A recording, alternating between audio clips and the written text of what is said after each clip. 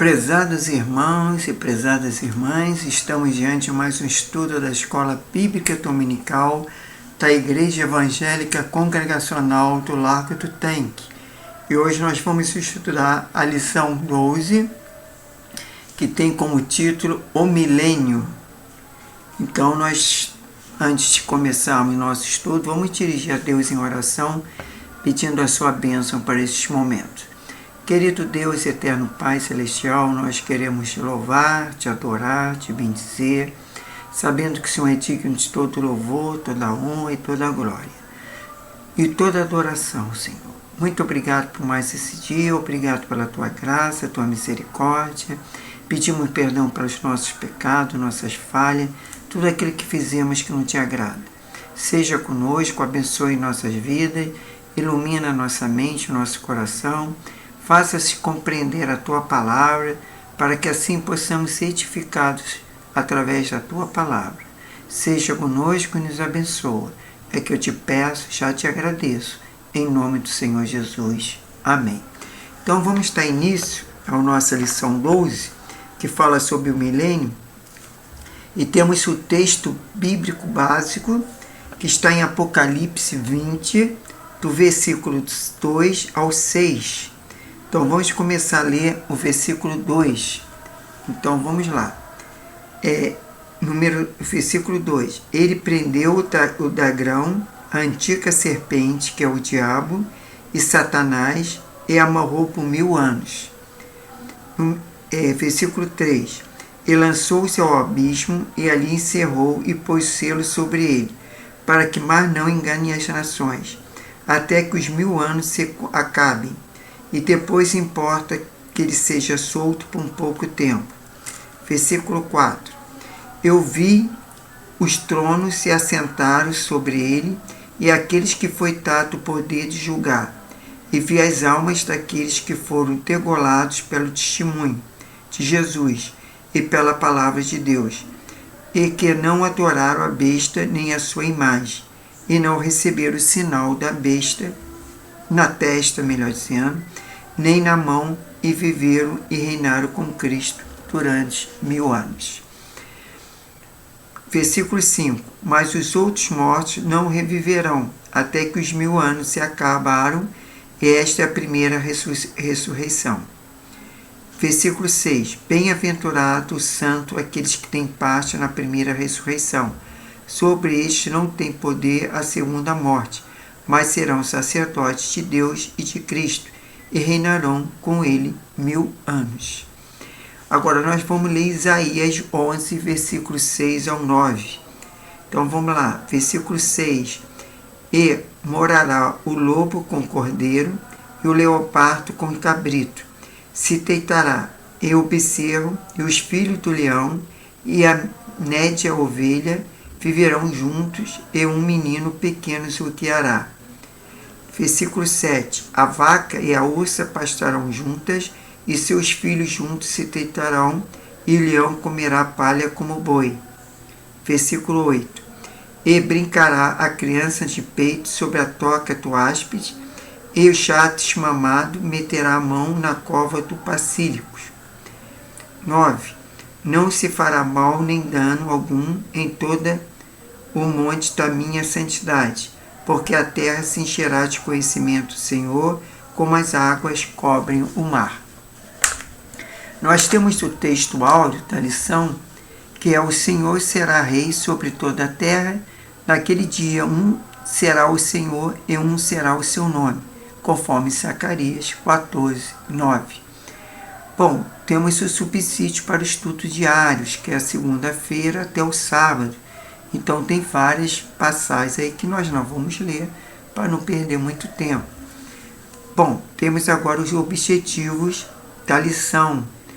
Aí diz que ao término do estudo bíblico, o aluno deverá identificar o milênio seguindo a ordem do acontecimento escatológico e compreender que o milênio será um tempo de absoluta paz, harmonia, transformações para a glória de Deus, conforme Isaías 65, do versículo 17 ao 25, e entender que nesse tempo de 1000 anos de paz, justiça e prosperidade, Satanás estará preso e o mundo estará sob o governo absoluto de Cristo, e o Rei dos Reis, Senhor dos Senhores.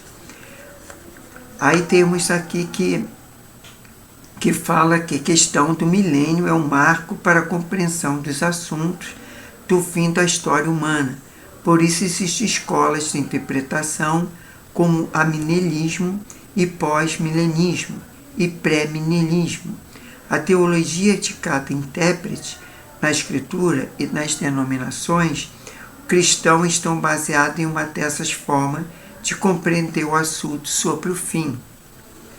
O milênio será um tempo no qual Cristo, após derrotar Satanás na batalha do Armagedon, estabelecerá na terra o seu reino, conforme Apocalipse 20, versículo 4 e 6. Então, essa é a orientação pedagógica que a revista nos traz. Bom, passando agora para o comentário do autor da lição, ele tem a palavra introdutória, que fala: desde a queda no Éden, os homens sonham com um tempo de paz, segurança e prosperidade, e que as ruas da cidade se encherão de meninos e meninas que nelas brincarão, conforme Zacarias 8,5, e que todos poderão estar em perene comunhão com Deus, o eterno Criador, conforme Tiago 4,8. É uma verdade, porque as ruas da cidade hoje em dia, nem crianças podem mais brincar, porque há muito sequestro, assalto, até a questão de crianças que muitas vezes estão com o celular e são roubadas. Então, é uma coisa que nesse período do milênio, crianças poderão, meninos e meninas, brincarão. Que bom, né? A humanidade sonha com uma nova era e que as notícias de roubos, sequestro, fome, peste, crimes hediondos, revoluções sanguinárias e guerra destruidora serão substituídas por manchetes de alto índice, de abundância, crescimento, estabilidade, tranquilidade entre todos os povos da terra, conforme Miqueias 4:3. Com esperança, aguardamos o dia em que o trigo crescerá mais depressa que poderá ser colhido, e as parreiras produzirão uvas mais depressa do que se pode fazer vinho. Isso está lá em Amós 9:13. Esse tempo de cumprimento de promessas, conforme Gênesis 12, versículo 1 ao 3, e Gênesis 17, versículo 8, 2 Samuel 7, versículo 12 ao 16, Isaías 42, versículo 6, que desde o tempo antigo nunca houve nem depois dele haverá pelos anos adiante. É maravilhosamente escrito na Bíblia como milênio, conforme Isaías 11, versículo 1 ao 9. Bom, o autor coloca aqui também que o livro do Apocalipse é uma das principais fontes de escatologia, ou estudo do fim dos tempos. A sua escatologia é consistente com o resto do Novo Testamento. Cada cristão pode ter a certeza da vida após a morte. Os cristãos também podem ter a certeza de sua ressurreição pessoal e da recompensa por uma vida justa vivida na terra. Bom, partimos aqui para o número 1. Tempo de milagres e transformações. Entende-se por milagre suspensão das leis naturais para que as leis sobrenaturais interfiram no mundo físico. Isso significa que, diante das limitações humanas, Deus intervém na linearidade presumível da natureza, operando sinais e maravilhas, conforme Atos 10, versículo 38 e Hebreus 2, versículo 4. Quando Jesus esteve entre os homens pela primeira vez, seus milagres manifestaram a glória do Pai, conforme João 9, 3 e João 11, versículo 4, e Atos 10, versículo 38. O mesmo ocorrerá na dispensação milenal, no milênio. Com o estabelecimento do milênio, ao contrário da grande tribulação, haverá uma operação ampla e plena do Espírito Santo. O Senhor Jesus Cristo comandará, junto com os salvos, um tempo de 1000 anos de paz, justiça e prosperidade. transformações e milagres jamais vistos, conforme Isaías 65, versículos 17 ao 25. O milagre da natureza, na natureza, melhor dizendo. A natureza será transformada pelo milagre da fertilidade. A terra apresentará condições semelhantes às encontradas no Éden, conforme Isaías 11, 6 ao 9. Os lugares secos tornam-se um jardim verdejante, conforme Ezequiel 34, 26, 27. As águas serão abundantes, conforme Isaías 30, versículo 25.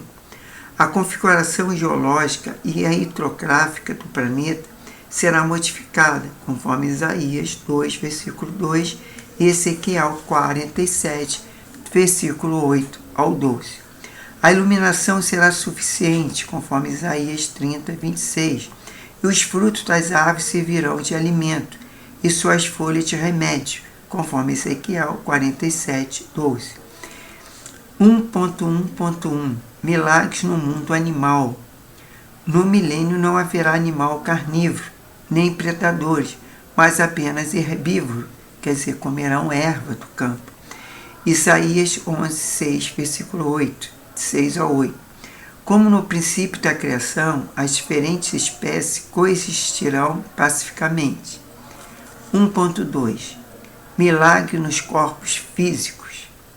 Não haverá deformidade física, os cegos terão os olhos abertos, os surdos ouvirão, e o coxo saltarão, e o mudo poderão falar normalmente, conforme Isaías 35, 5 e versículo 6, e Zacarias 8, versículo 4.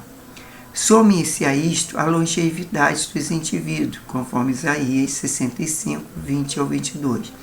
A sobrevida humana aumentará consideravelmente, ultrapassando com facilidade os 100 anos de existência. A morte chegará depois de longa velhice, porque as doenças serão removidas, conforme Isaías 33, 24 e Ezequiel 34, 16. Agora vamos partir para 1.3.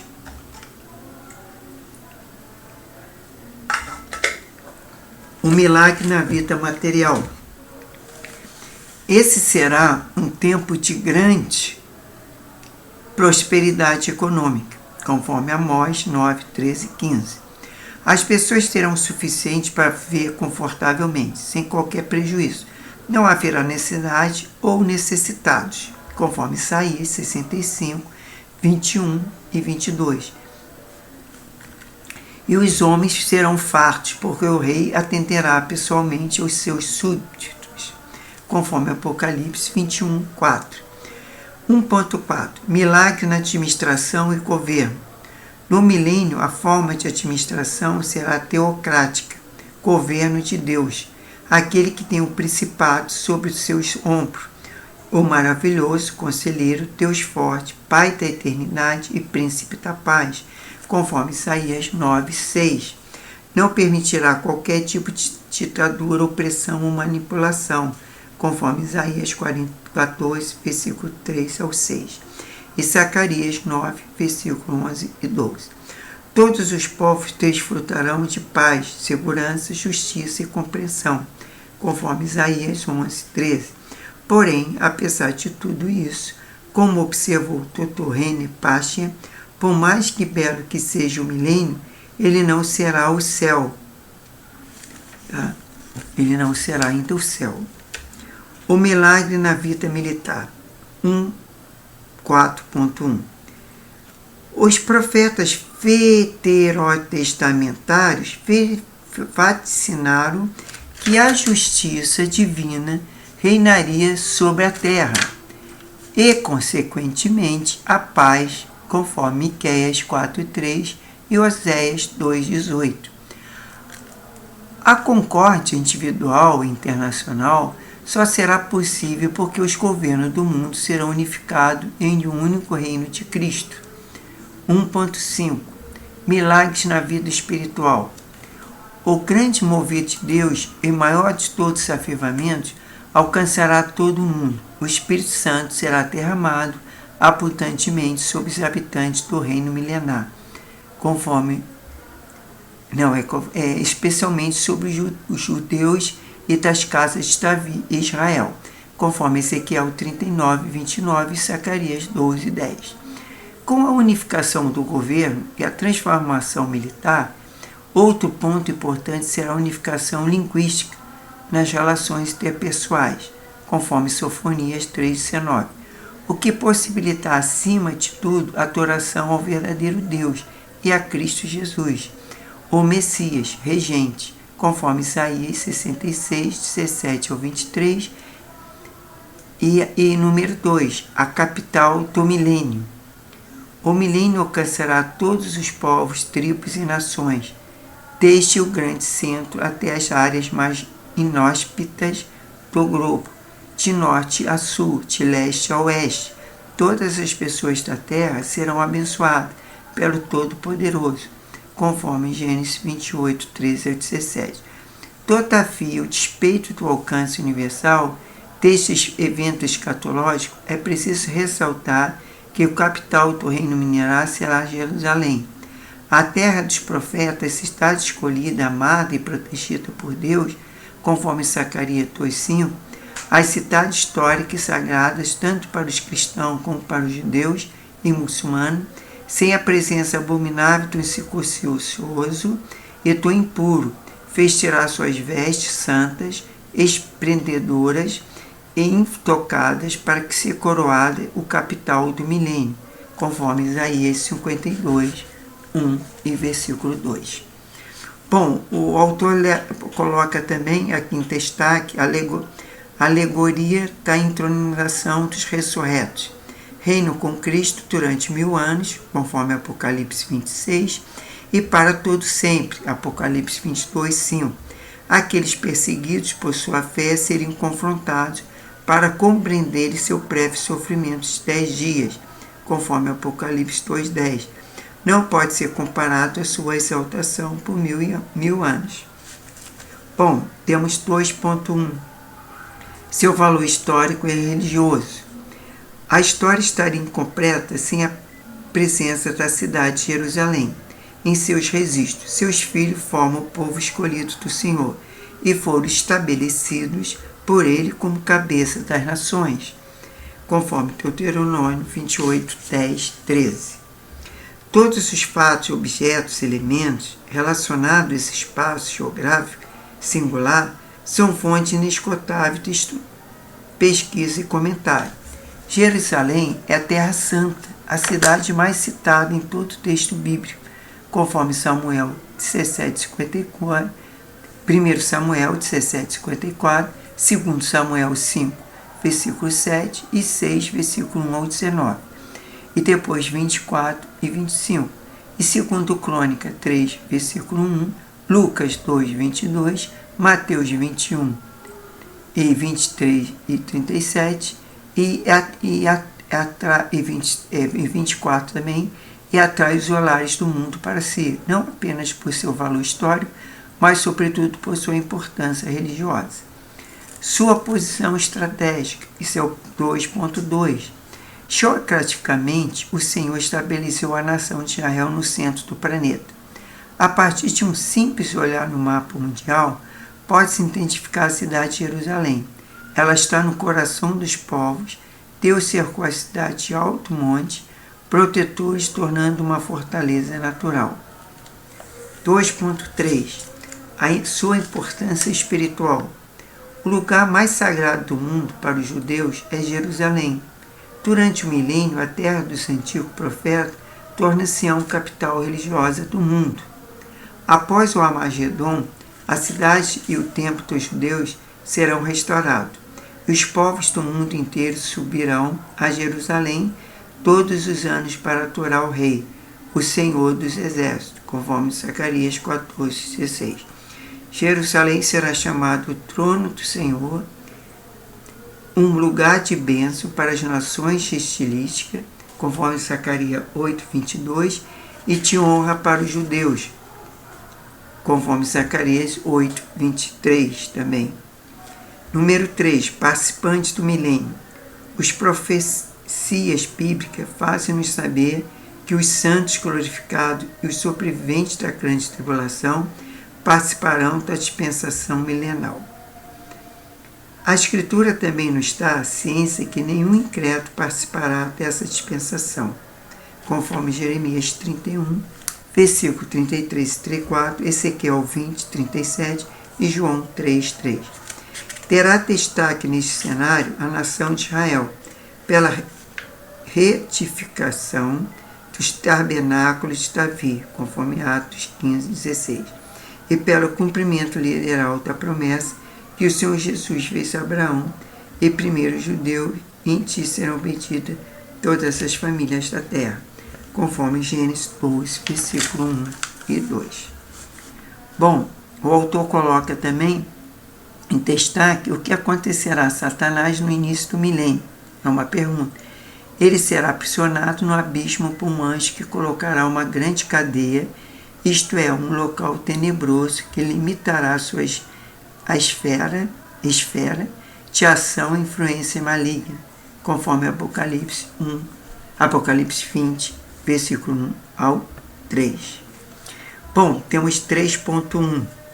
O crente glorificado participarão do milênio todos os salvos, tanto do Antigo Testamento quanto do Novo Testamento. Os mártires de todas as eras, em especial os procedentes da grande tribulação, com direito a todas as bênçãos advindas dessa dispensação, conforme Apocalipse 24, 6, seremos, segundo a Escritura, reis e sacerdotes, conforme Apocalipse 1, versículo 6, versículo 10 e depois 11 e 15. E por essa razão reinaremos com Cristo sobre as nações, conforme Apocalipse 2, versículo 26 ao 29.